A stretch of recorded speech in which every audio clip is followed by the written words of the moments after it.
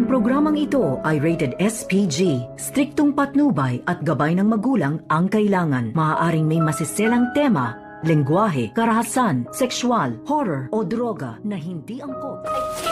Justin, that's enough. Huwag galit ka sa mami mo. But she's still your mother. Don't disrespect her. Narito na nga ang ating pakabangan ngayong Sabado sa Awat Kamay na Pangarap. Upang masorpresa nga sana itong si Justin dito sa gagawin ni Giselle.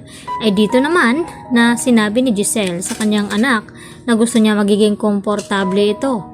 Subalit tila hindi nagustuhan ni Justin dahil sinabi niya sa kanyang ina na magiging komportable lang daw siya kapag hindi niya makikita ito. At dito nga na tinapon ng bulaklak na binigay ni Giselle sa kanya dahil ang problema ay ito ngang si Giselle. At dito naman na sinabihan ni Eric ang kanyang anak na tama na at dapat respetuhin niya pa rin itong kanyang ina. At tila nagbago nga ang ihip ng hangin ngayon. At dito naman na kinausap ng masinsinan ni Eric itong kanyang anak na hindi na nga nila itutuloy ang kanilang plano na paghihigante dito nga kay Giselle.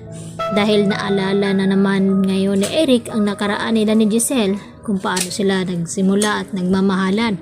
At hindi naman maiwasan dito ni Eric na mahalin pa rin itong si Giselle.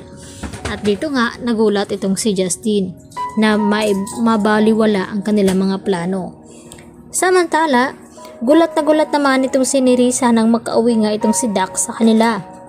Dahil tinanong niya ito na kung bakit takot na takot daw ito at parang nakakita ng multo. At ang sagot naman ni Dax dito kay Nerissa na mas malala pa sa multo ang kanyang nakita. At dito na nga na si Lynette dahil nagkabanggaan nga sila dito nga sa restaurant kung saan ay makikisiar sana itong si Josa.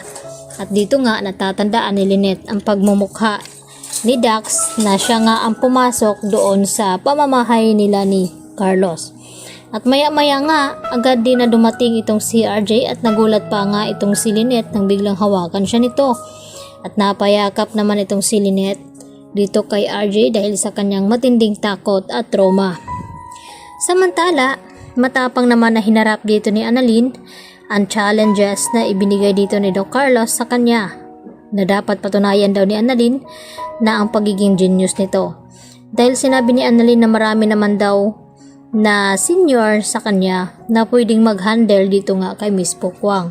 Dahil sa nagpapatulong nga ito dito nga sa mga neuro na kung papaano daw makapagiging doktor. At tila hindi naman nagiging madali dito nga kay Annalyn dahil medyo nakukulitan siya sa inaasta nga dito ni Miss Pokwang. Subalit sa katagalan ay nagkakagaanan na rin sila ng loob. At mapapatunayan ngayon dito ni Annalyn na maipanalo niya itong hamon ni Doc Carlos sa kanya.